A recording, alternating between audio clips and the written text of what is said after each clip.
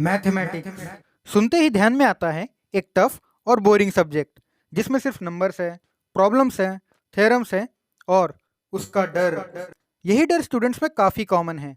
75% students को mathematics tough लगता है और वो उससे डरते हैं। हम इसे मैथ्स फोबिया कहते हैं। और जो बचते हैं 25% वो इस डर को फेस करते हैं और आगे बढ़ते हैं।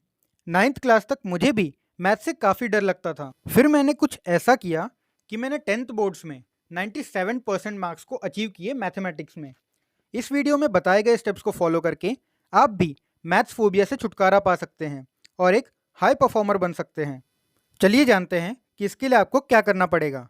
Step number 1, devote time as a friend. George, जो कि एक कॉलेज स्टूडेंट है, जो कि उसकी क्लासमेट टीना को काफ़ी पसंद करता था, लेकिन इंट्रोवर्ट होने के कारण बात करने से डरता था। एक दिन हिम्मत करके उसने टीना से बात की और कहा हाय, और फिर घबराकर चल दिया। अगले दिन वो फिर गया और इस बार उसने टीना की ड्रेस की तारीफ की और थोड़ी बहुत बातचीत की। धीरे धीरे वो दोनों एक दूसरे को जानने समझने लगे और पसंद करने लगे और एक अंडरस्टैंडिंग रिलेशनशिप हो गई। तो फर्स्ट स्टेप यही कहता है कि devote time as a friend, यानी कि जिस तरह जॉर्ज ने टीना को समझने के लिए उसे वक्त दिया, उसी तरह आपको भी मैथमेटिक्स को समझने के लिए टाइम देना पड़ेगा। जैसे जैसे टाइम बढ़ता जाएगा वैसे वैसे आप मैथमेटिक्स को समझने लगेंगे और पसंद करने लगेंगे। Step number 2, ask questions and discuss. Harry Potter film series में आपने एक चीज़ नोटिस किया होगा कि सारे बड़े मैजिशियंस वोल्डेमॉर्ट, जो कि उस सीरीज का विलन है, उसका नाम लेने से और उसके बारे में बातचीत करने से भी डरते थे। जब भी हैरी उसके बारे में कुछ भी पूछता था तो उसे कोई भी जवाब नहीं मिलता था, पर हैरी पॉटर उससे नहीं डरता था। यही वजह थी कि वो वोल्डेमॉर्ट से लड़कर उसे हरा पाया और अपने इस डर का सामना कर पाया। तो इससे हमने क्या सीखा? यही कि किसी भी चीज़ पर बात करने से, डिस्कशन करने से, सवाल पूछने से उस चीज़ का डर खत्म हो जाता है। इसीलिए उन चीज़ों पर बात कीजिए जिनकी ज़रूरत है, जो आपको प्रॉब्लम्स की तरह लगती हैं और जिन्हें आप फेस करने से डरते हैं। किसी ने क्या खूब कहा है, small minds discuss people, average minds discuss events and great minds discuss ideas. इसी के साथ अब बढ़ते हैं नेक्स्ट स्टेप की ओर। हमारा थर्ड स्टेप कहता है फेस द प्रॉब्लम। जब आप छोटे बच्चे थे तब आपको अपने पैरों पर खड़े होने से भी डर लगता था। उस वक्त आपके पेरेंट्स आपके हाथ पकड़कर खड़े होना सिखाते थे और आपको धीरे धीरे चलना और दौड़ना सिखाते थे। सोचिए, अगर आपको उस वक्त आपके पेरेंट्स मोटिवेट नहीं करते तो शायद आप आज भी रेंग कर ही चल रहे होते। कहने का मतलब यह है कि कोशिश करने वालों की कभी हार नहीं होती। प्रॉब्लम से भागिए मत, उन्हें फेस कीजिए और सॉल्व करने की कोशिश कीजिए, तभी आप लाइफ में आगे बढ़ पाएंगे। ज़रा सोचिए, अगर आप गिरने के डर से कभी कोशिश ही नहीं करते तो शायद आप कभी चलना दौड़ना सीख ही नहीं पाते। मैथमेटिक्स में भी कुछ ऐसा ही है। जब तक कि आप प्रॉब्लम्स को फेस करके उन्हें सॉल्व आउट नहीं करते तब तक कि आप उसमें कॉन्फिडेंट नहीं हो सकते। गलती करने से घबराइए मत। गलती करना इस बात का सबूत है कि आप कम से कम कोशिश कर रहे हैं। उन गलतियों से सीखिए और फिर कोशिश कीजिए कि आप उन गलतियों को दोबारा रिपीट ना करें। अगर आप क्वेश्चंस को सॉल्व आउट कर रहे हैं मैथमेटिक्स में, तो ट्राई कीजिए पहले देख के सॉल्व आउट करने का, ताकि आपको हर एक स्टेप अच्छे से समझ जाए। फिर कोशिश कीजिए उसे बिना देखे सॉल्व आउट करने का, ताकि आप उस क्वेश्चन को लेके कॉन्फिडेंट फील करें। अब उसी टाइप के 2 से 4 क्वेश्चंस को और प्रैक्टिस कीजिए, ताकि आप ऐसे टाइप के क्वेश्चंस में परफेक्ट हो जाएं। Practice makes a man perfect. ऐसा करने से आपकी कैपेबिलिटी बढ़ती है और आपका सेल्फ कॉन्फिडेंस भी इम्प्रूव होता है। जब भी हम कोई अचीवमेंट को हासिल करते हैं तो हमारे दिमाग में डोपामिन हार्मोन रिलीज होता है, जो कि हमारा सेल्फ कॉन्फिडेंस काफ़ी बढ़ाता है और फिर से हम उस काम को करने के लिए मोटिवेट हो जाते हैं। डोपामिन हार्मोन बेसिकली हमें काम को लेकर मोटिवेशन पैदा करता है। इसीलिए डोपामिन को आप अचीवमेंट हार्मोन या फिर हैप्पी हार्मोन भी कह सकते हैं। अगला स्टेप कहता है DNC मेथड। जब भी कोई नया नया जिम ज्वाइन करता है तो उसे एक दिन में रिजल्ट्स नहीं मिलते। लगातार 2 से 3 महीने तक रोज़ वर्कआउट करने के बाद में बॉडी में कुछ चेंजेस दिखने लगते हैं। सीखने वाली बात यह है कि एक दिन में कुछ नहीं होता, लेकिन एक ना एक दिन ज़रूर होता है। जी हाँ, DNC मेथड यानी कि डिसिप्लिन एंड कंसिस्टेंसी है। डिसिप्लिन का मतलब ये होता है कि आपने जितना समय एक काम को करने के लिए फिक्स किया हुआ है, उस समय आप अपना 100% देकर वही काम करेंगे और वो भी सिंसियरली, आप अपना 100% फोकस उसी काम पर करेंगे। आपने अक्सर बड़े बुजुर्गों को, यहाँ तक कि आपके पेरेंट्स और टीचर्स को भी ये कहते हुए सुना होगा कि जब आप खाना खाते हैं तो सिर्फ खाने पर ही कॉन्सेंट्रेट करना चाहिए।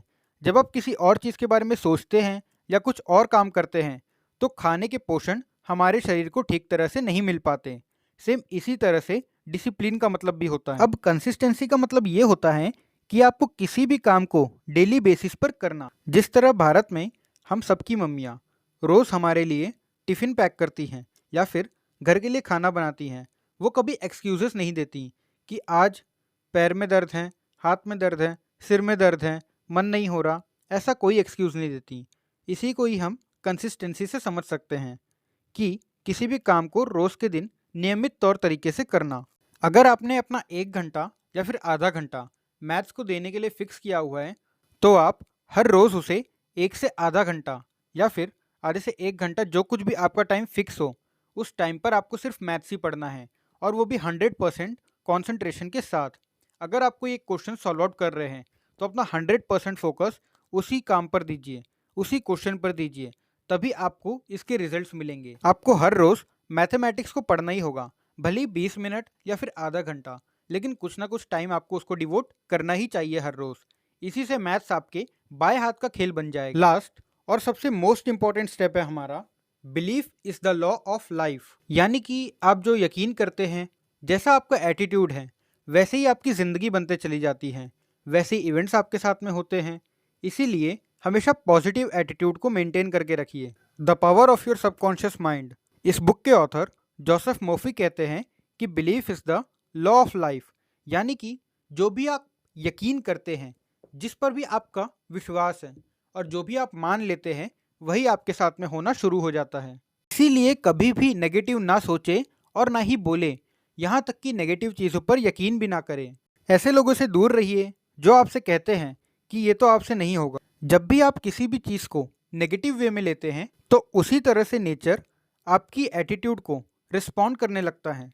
इसीलिए आप हमेशा पॉजिटिव रहिए, पॉजिटिव बोलिए और पॉजिटिव सोचिए।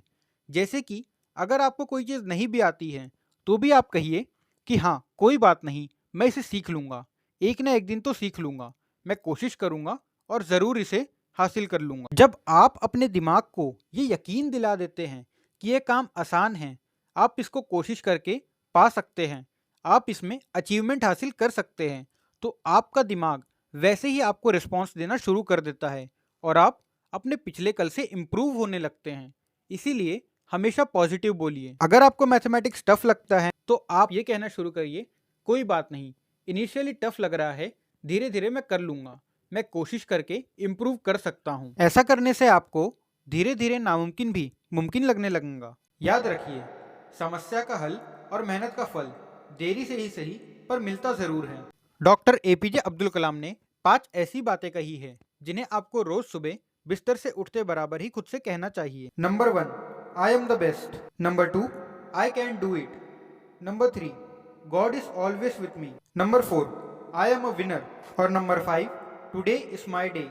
इन 5 स्टेप्स को फॉलो करके ना सिर्फ आप मैथ्स का डर दूर भगा दोगे, बल्कि आप मैथ्स जैसे सब्जेक्ट में एक हाई परफॉर्मर भी बन जाओगे। बस ज़रूरत है तो आपको ईमानदारी से इन 5 स्टेप्स को डेली फॉलो करने की। अगर कुछ नया सीखने को मिला हो तो इस वीडियो को लाइक ज़रूर करिए और साथ ही में ऐसे इम्प्रूव करने के लिए हमारे चैनल स्टेमेटिक्स गाइड को ज़रूर सब्सक्राइब करिए। सब्सक्राइब करके बेल नोटिफिकेशन भी ऑन कर लीजिए ताकि आपको सबसे पहले नोटिफिकेशंस मिल जाए और आप दुनिया से एक कदम आगे चलें।